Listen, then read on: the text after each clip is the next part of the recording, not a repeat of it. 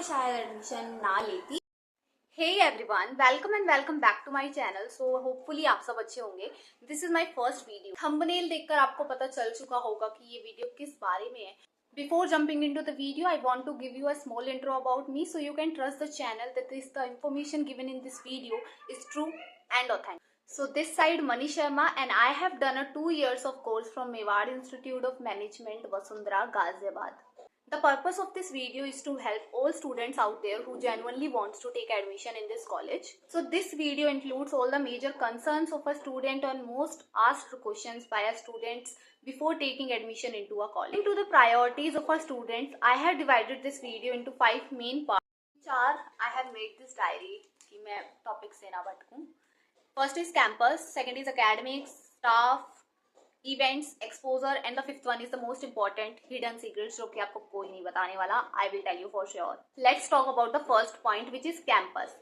अगर मुझे कोई बोले कि इस कॉलेज के कैंपस को 2 वर्ड्स में डिस्क्राइब करो तो मैं बोलूंगी historical plus modern.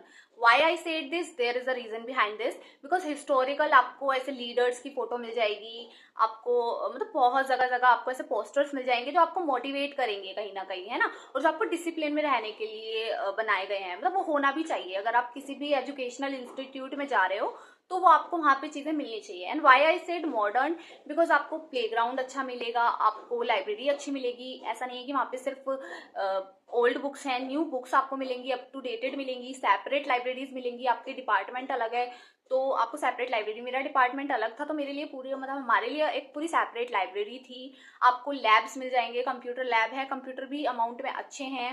And OD आपको 2 मिलेंगे. एक ओपन ओडी है, ओपन स्टेज है, एक आपको नॉर्मल ओडी मिल जाएगा. तो मतलब आपका कैंपस ऑल ओवर गुड है. साइज की बात करें तो मॉडरेट साइज है कॉलेज का. मतलब कैंपस इतना ज्यादा इंफ्रास्ट्रक्चर सही है मेरे हिसाब से. आप अगर स्टडी के पॉइंट ऑफ व्यू से जा रहे हो तो कैंपस इतना मैटर नहीं करता. वहाँ के टीचर्स, सेकंड पॉइंट जो है टीचर्स स्टाफ कैसा है वो ज्यादा मैटर करता है. ड्यू टू सम रीजंस मुझे अपना फोन का एंगल चेंज करना पड़ा. So let's back to the topic. तो हमारा सेकंड पॉइंट आता है अकेडमिक्स. तो बेसिकली अगर एकेडमिक्स की बात मैं अपने कोर्स में करूँ तो मेरे हिसाब से कोर्स का मेरा पूरा कोर्स कराया गया था. टाइम टू टाइम ड्यूटी लिए गए थे. और एक और चीज़ मैं बोलना चाहूँगी कि आप ना ये मत सोचना कि आपको जैसे स्कूल में स्पून फीडिंग कराई गई थी वैसे नहीं कराई जाएगी. मतलब कॉलेज ना बहुत ज़्यादा डिफरेंट हो जाता है. आपकी एक्सपेक्टेशंस टीचर्स को लेकर आपको थोड़ी सी कम रखनी पड़ेंगी. क्यों? बिकॉज आप ना वो ये सोचते हैं बच्चे को खुद से बच्चा कर लेगा. बिकॉज होता है कहीं ना कहीं बच्चा खुद से पढ़ने का तरीका सबका अलग होता है. तो वही वो चीज़ देख के ही थोड़ा अलग से टीचिंग मेथड्स अप्लाई करे जाते हैं कॉलेज में. वो लेक्चर मेथड ही देंगे आपको, वो नोट्स वगैरह नहीं लिखवाएंगे. वो आपको बोलेंगे कि आप खुद से थोड़ा ट्राई करो. मतलब सेल्फ स्टडी इज बेस्ट. बाकी वो आपका कोर्स कराएंगे, टाइम टू टाइम आपका एग्जामिनेशन लेंगे, बाकी वो चीज़ें सारी कराएंगे. बट आप ये मत सोचना कि बिल्कुल स्कूल वाला सिस्टम चलने वाला है. वैसा आपको आई थिंक कहीं नहीं मिलेगा. तो इस वजह से बाकी एकेडमिक्स ऑल ओवर मेरे कोर्स में काफ़ी ज़्यादा बेस्ट था. टाइम टू टाइम करवाया गया था सब कुछ. बट यस, एक पॉइंट था जो मुझे थोड़ा सा लगा, वो मैं आपके साथ शेयर करूँ. प्रैक्टिकल एक्सपेक्ट कम था मेरे कोर्स से, जो कि मेरे हिसाब से ट्रेनिंग कोर्स है तो ज़्यादा प्रैक्टिकल एक्सपोजर देना चाहिए. वो थोड़ा सा कम था. बाकी सिलेबस वाइज अगर देखा जाए, पढ़ाई वाइज देखा जाए तो कोई कॉम्प्रोमाइज नहीं था. इट्स वेल अदर कॉलेजेस के कंपैरिजन में काफ़ी ज़्यादा सही था. So you can go for it for academic purse. Staff और टीचर्स, स्टाफ और टीचर्स या फिर और जो बाकी वर्किंग पर्सन हैं वो कैसे हैं. तो इसमें मेरा जो पॉइंट होगा वो यही होगा कि टीचर्स देखो वेल एजुकेटेड हैं, क्वालिफाइड हैं वो काफ़ी ज़्यादा.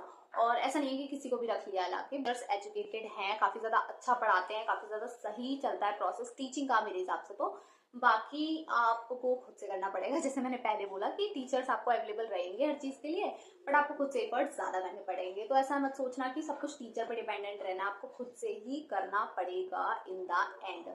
वो सिर्फ आपको एक हेल्प कर सकते हैं, एक मेंटोर की तरह मिल सकते हैं. बट आप सोचो कि सारा कुछ, तो ऐसा नहीं है. आपके डाउट्स क्लियर कर सकते हैं बट आपको डाउट भी खुद ही लाना पड़ेगा. सो आपको इस बात का ध्यान रखना है.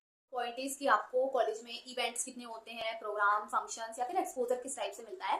तो देखो, एक तो होता है फेयरवेल, फ्रेशर, जो कि मोस्टली कॉलेजेस में ये 2 चीजें तो कॉमन होती हैं, है ना, कि मतलब ये तो होगा ही होगा. इसके अलावा इस कॉलेज में जो खास है वो मैं आपको बता देती हूँ. यहाँ पे अभिव्यक्ति होता है which is talent kind of show, जिस मतलब talent kind of programme, not show, जिसमें आपके अंदर कोई इनर टैलेंट है तो आप दिखा सकते हो. Like singing, dancing, poem, extempore, या फिर आपने कुछ भी ग्रुप सॉन्ग हो गया, नुक्कड़ नाटक हो गया. These kind of things you can perform on that day और दैट फंक्शन. बाकी इसमें सैटरडे एक्टिविटी होती है जिसमें आपका एक्सटेम्पोर होता है, आरजे हंट होता है, और पोएम कॉम्पिटिशन होता है, राइटिंग कॉम्पिटिशन होता है. ये सब चलते रहता है. ये कॉलेज के अंदर हर सैटरडे जयंती मनाई जाती है जो कि बहुत ज्यादा यूनिक है, but it's a good thing. Her leader की जयंती मनाई जाती है, जैसे भीमराव अंबेडकर हो गए, महात्मा गांधी हो गए, और भी नेताजी सुभाष चंद्र बोस हो गए, इन सबकी जयंती मनाई जाती है। प्रॉपर आपको मतलब अच्छा खासा एक्सपोजर मिलता है। उसमें भी बच्चों को खुद से इन्वॉल्व किया जाता है कि आप इनके बारे में कुछ बोलो, आप इनके बारे में कुछ कहो, मतलब बहुत ज्यादा एक्सपोजर तो काफी ज्यादा मिलने वाला है। ऑलराउंड आपका डेवलपमेंट अच्छा होगा किसी भी चीज में ले लीजिए। सो द फिफ्थ पॉइंट के लिए मैंने ये डायरी रखी है ताकि मैं हिडन सीक्रेट्स भूल ना जाऊं एक भी, जो भी आपको पता होने चाहिए। तो the first is discipline. It can't be a discipline, it's controlled discipline. मतलब आपको छूट भी मिलेगी और डिसिप्लिन में भी रहना होगा।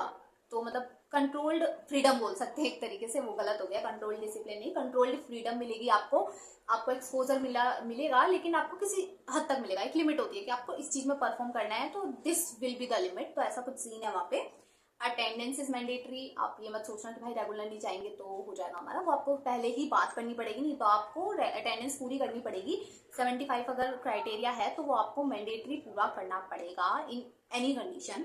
Next is timing. टाइमिंग आपको प्रॉपर, अगर टाइमिंग हमारा 9 o'clock है या फिर 10 o'clock है, तो आपको उस टाइम पे एंट्री लेनी ही पड़ेगी, नहीं तो थोड़ा सा इशू है भाई, मैं साफ बोलूंगी इशू है। The next is ragging. Ragging का ऐसा कुछ सीन नहीं है, आपको रैगिंग नहीं मिलेगी। रैगिंग के लिए आप परेशान मत होना। एंटी रैगिंग फॉर्म फिर भी आपका एडमिशन के टाइम पे भरवाया जाता है, तो उसको जरूर फिल करना।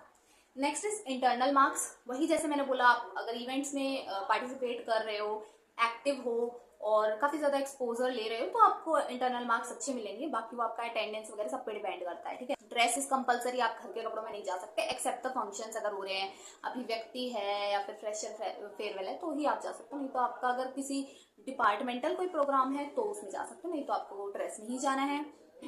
नेक्स्ट इज जो मुझे लगा हिडन सीक्रेट में, फीस थोड़ी हाई है जैसे और कॉलेजेस के कंपैरिजन में अगर देखा जाए तो।